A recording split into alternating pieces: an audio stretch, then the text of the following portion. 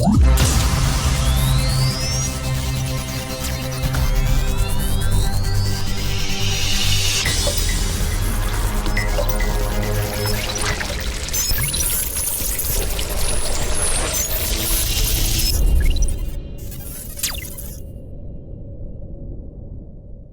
to have you join us on this edition of the show.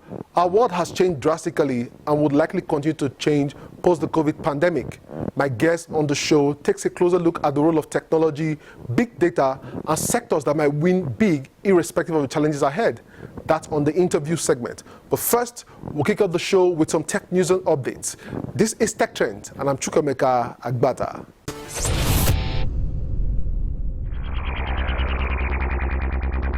The original idea of the web was that it should be a collaborative space where you can communicate through sharing information.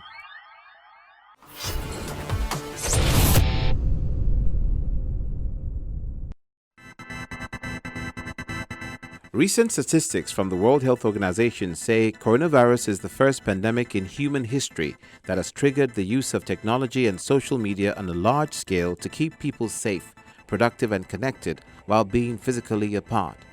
Health workers now use telemedicine to diagnose patients, while hospitals rely on being connected to coordinate and treat them. Before the COVID-19 pandemic, this was a regular sight at hospitals and clinics. But like lightning speed, the healthcare industry evolved, changing the way we seek care. Telemedicine is no longer seen as the future of healthcare, but the present. Hello, doctor. Doctor, I'm not feeling fine at all. I'm not feeling fine. Telemedicine simply means the use of modern-day technology to provide clinical care to patients remotely. And it has been proven to be a very cost-effective and time-efficient solution in addressing the healthcare deficit across the globe. The technology itself is not new. It's been in existence for decades, but the adoption has been quite slow until COVID. Telemedicine has been around for a while in many countries, but not so many accepted it until recently. The pandemic actually has, should I say, accelerated the adoption of telemedicine.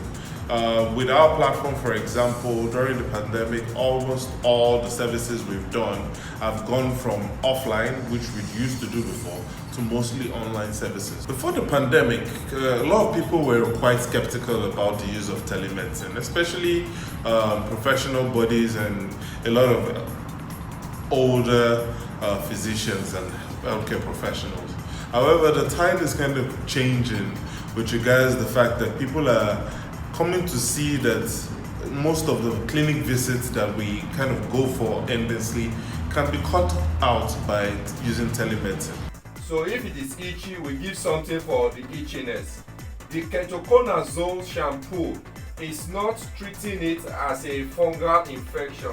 Although the World Health Organization has mentioned telemedicine amongst essential services in strengthening the health system response to COVID-19 policy, there are barriers to its implementation. Across Africa, there's still no blueprint for the adoption of telemedicine, and that leaves a lot of loophole that needs to be urgently addressed. We need to have policies and guidelines that will guide, for instance, the licensing of the doctors, their qualification. Are they suitably qualified? You want to make sure that the doctors have the appropriate licensing and that they're currently in good standing with their regulators wherever they are practicing. You also want to make sure that the handling of the patient's medical record follows international guidelines and that they are not being compromised. So those are some of the things that need urgent attention. Telehealth has its limitations, but the technology can play a significant role in easing the strain on the healthcare system. One of the major things is that it serves to help us reduce costs. Beyond the cost savings, we also see that would help reduce the number of hospital visits, keeping the spaces in hospital for the people that really need it, reducing the waiting times for other people. And then if we're looking at community-based care, for example, most care settings have a good connection between the hospital and the community, such that someone who is diabetic, for example, can be receiving care in a particular hospital, have a consultant based in the hospital, but also have a care team in the community, and those two people, in terms of the consultant and the care team in the community, would be able to liaise with video conferencing with the patients from time to time to help manage their conditions. It reduces the time to diagnosis and treatment, so that means that there's less likelihood of a complication as a result of delayed presentation. So now patients can access a doctor quicker. They can get their medications delivered to their houses. They can get their diagnostic tests like blood tests or even a swab taken from their homes. And then that reduces the hospital drop-in and the congestion that you have in the secondary and the tertiary centers. To reduce the risk of citizens contracting the disease, a number of online programs have been launched in Lagos State, like the ECO Telemed initiative to cater to issues not related to COVID-19, COVID-19 support service for remote monitoring and community management model, and national telemedicine support to assess risk of COVID-19 infection, amongst others. The COVID-19 support and surveillance service is a consortium of 10 healthcare startups based in Lagos who have come together to create a system to support the Lagos State Government's Ministry of Health. We will be working with the primary healthcare system to help improve and accentuate the government's response on the community level. The work we'll be doing would involve triaging patients at the community level, contact tracing, as well as helping make sure that the best people who require the beds in the hospital settings get the hospital beds. We've launched a national telemedicine response to support Nigerians at this very difficult time. So we've launched an online screening tool that will help to assess a patient's risk of COVID infection. But beyond that, you can also have a teleconsultation with a real doctor from the comfort of your home confidentially. While it may seem like all those long hours waiting at the hospital for medical care is over, telehealth is seen as a key technology for communication.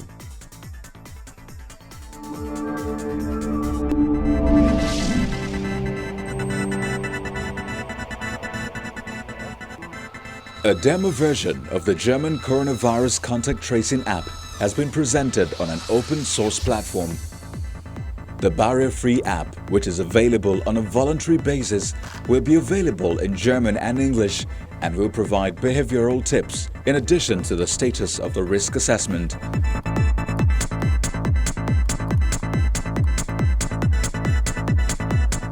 After initial disputes, the application is based on the decentralized approach.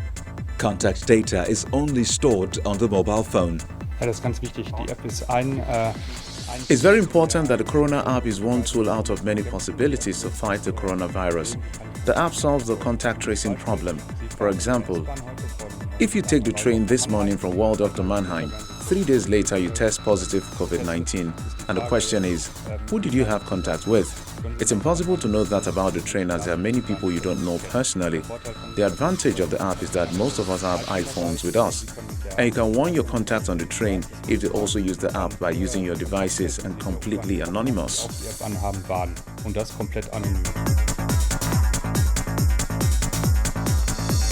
Both Telecom and SAP have set themselves the goal of working as transparently as possible and regularly publish news on open source platform GitHub. The mobile phone operating system giants Google and Apple also regularly provide information so that the app can ultimately run smoothly on smartphones.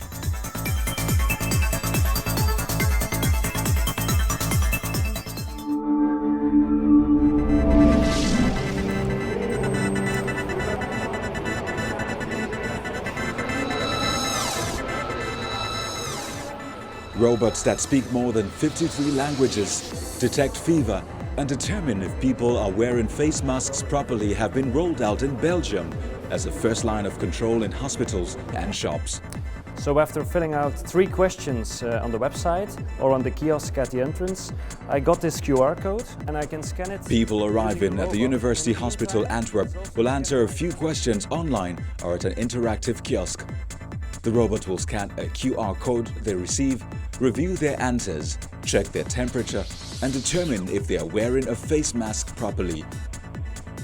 Manager of the hospital's operating theatres said the robot can help the staff control the flow of 2,000 patients and visitors arriving at the hospital each day, a task he called challenging and time-consuming. The challenge now is that we want to be sure that patients that are a risk for safety of other patients and our staff, that we can do a detection of these patients. This is a challenge with having almost 2,000 patients entering the hospital every day. So technology, we need the technology to help us to realize that, because otherwise if the processes will be too difficult and too time-consuming to ensure the flow of patients into the hospital. So this can be a help, I think so, yes.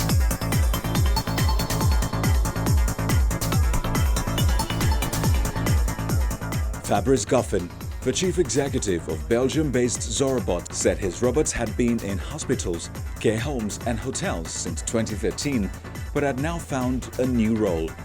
His robots will not test for COVID-19, but could provide useful signs. The Austin-based entrepreneur said someone displaying signs of fever could be steered by the robot, a non-touch device, to a separate area. The big advantage of this robot compared to a fixed terminal is that the robot can move, can go towards people, can speak to people and speak in their native tongue. It's a robot that speaks more than 53 languages. It means that the robot can adapt to any nationality. It can go towards people, and once it detects that people are at a risk, it can tell the person, "Follow me, we will go to a certain location," a strategic location where a human can provide first aid to this person.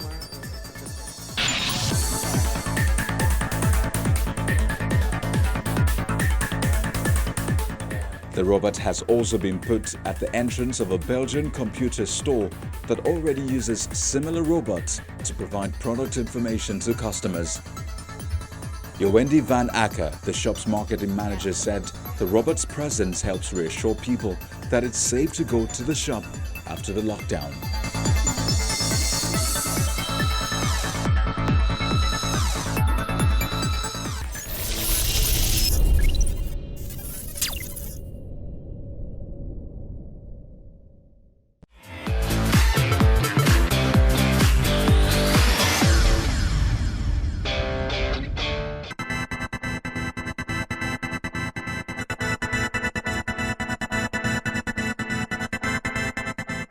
Tech tips for a successful telemedicine visit.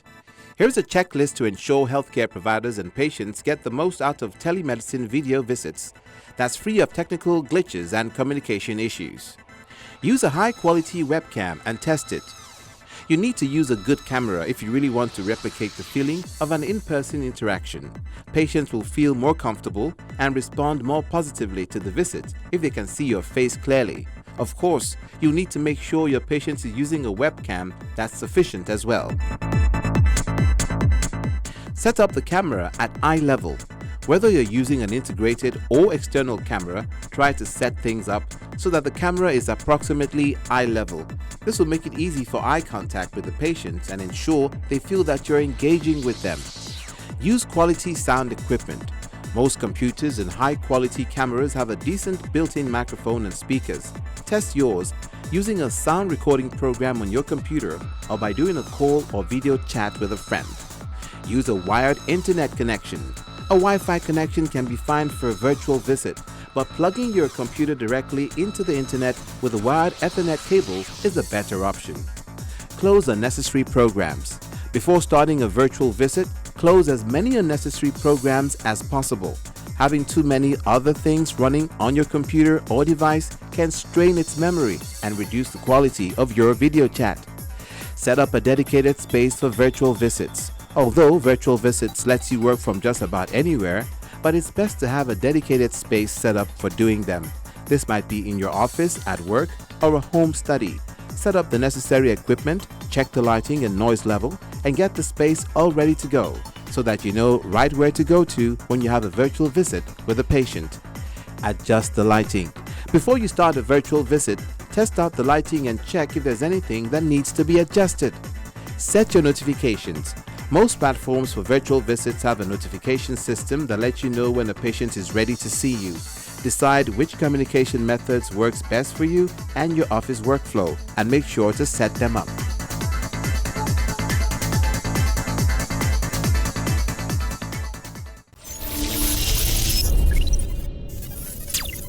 Next is my chat with Obi Anusiem, CEO NGEX. Stay with us.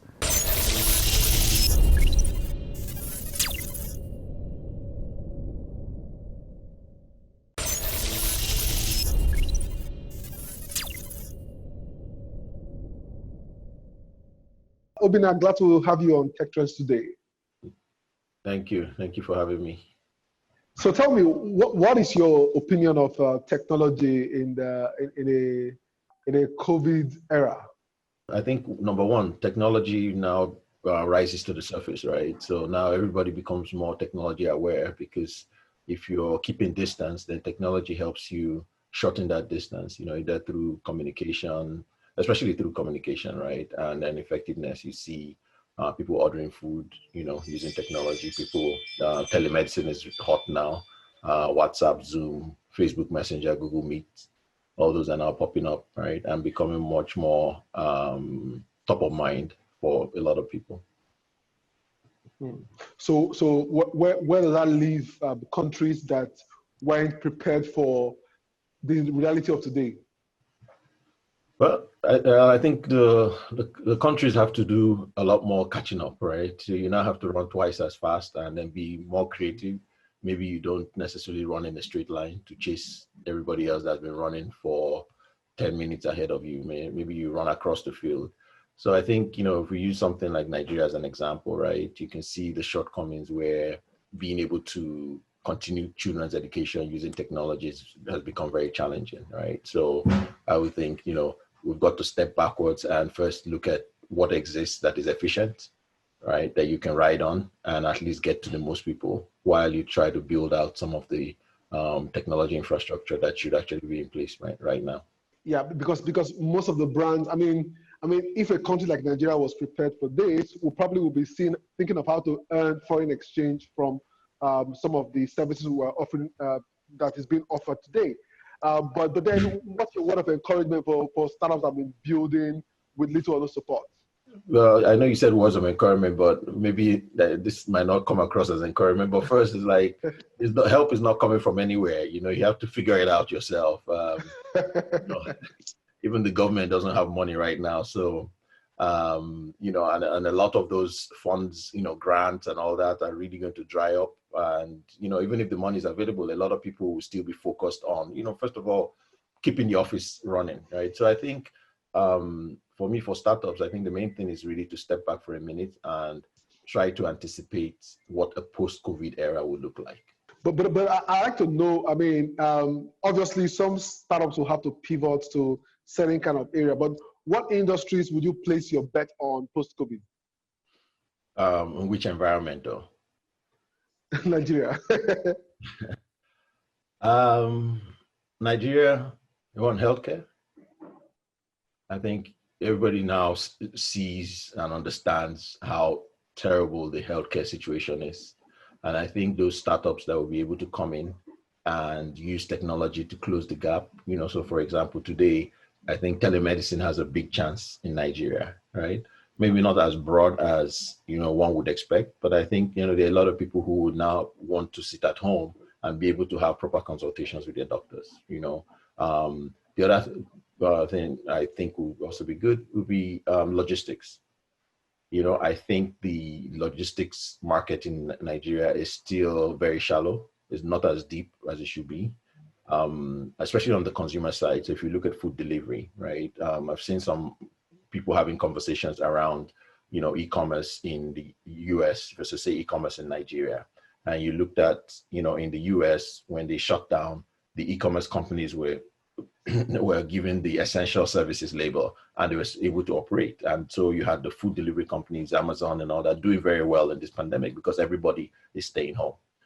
In Nigeria, that necessary infrastructure doesn't really exist. And then secondly, the consumers are not that much aware of, the companies themselves, to be able to take advantage of that. But I think, when you have the, the previous, what's their name, Opay and, Max and all those other guys, if they can repurpose and create more awareness about services that they can offer to the average person, that helps reduce, the the necessity for people to interact with themselves to get things done.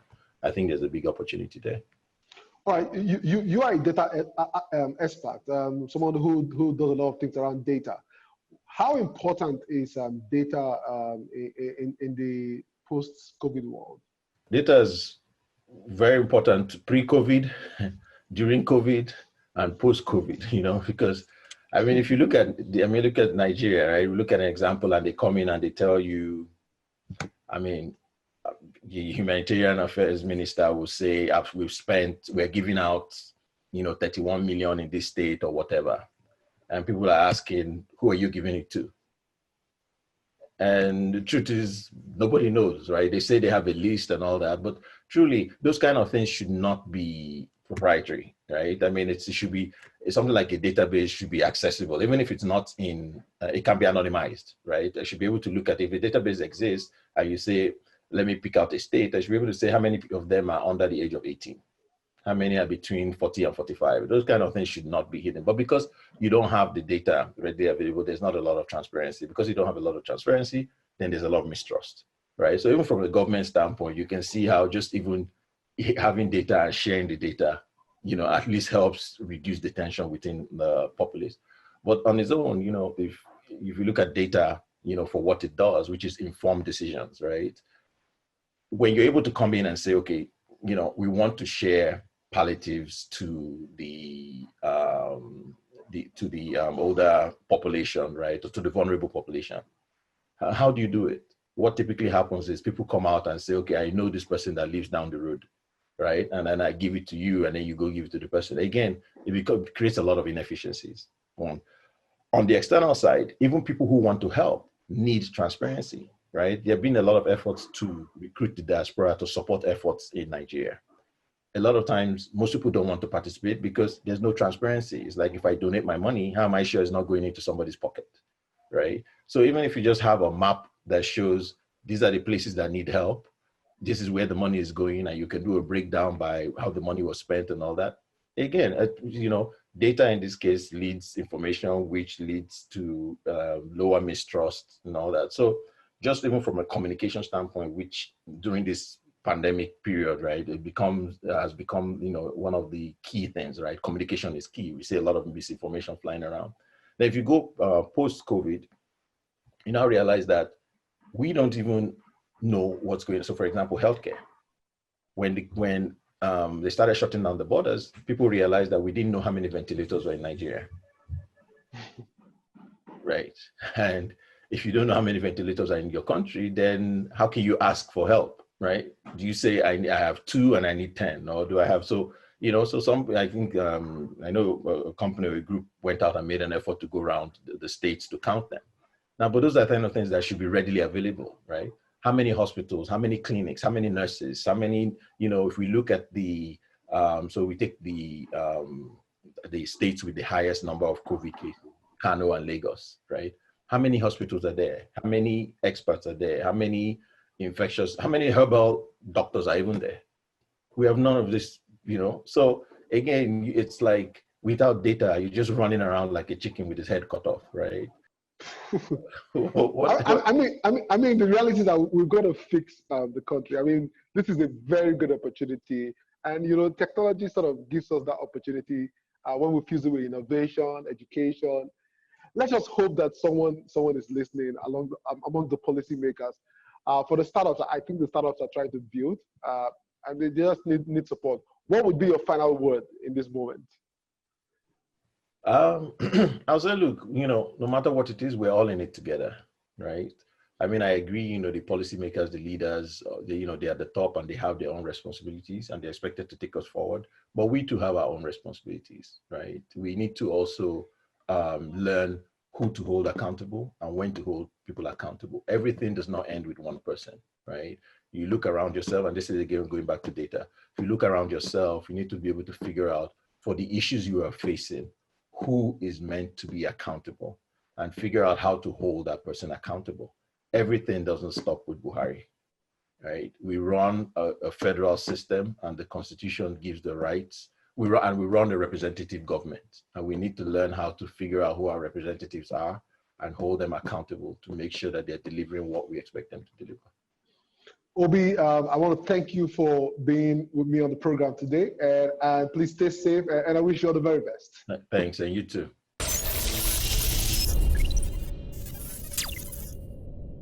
My guest has been Obi Anusiem, CEO, NGEX. The days and months ahead can be best be described as uncertain. Yes, it will be challenging in many ways, but out of this era, we shall witness the rise of new business models and startups that will position to take full advantage of the reality. So let's keep hope alive. On the national front, we simply have to do more. If we had an effective strategy before now, we would likely have been earning foreign exchange, offering various tech, digital, and data-related services to the rest of the world. Well, we can start today, because if you ask me, I'll simply say it's better late than never. We've come to the end of the show, but it doesn't end here. The conversation continues online. We are Tech Trends TV on social media. And also watch the entire show on the Channels TV YouTube account or cfablog.ng. For Tech Trends, I'm Chukwemeka Agbata.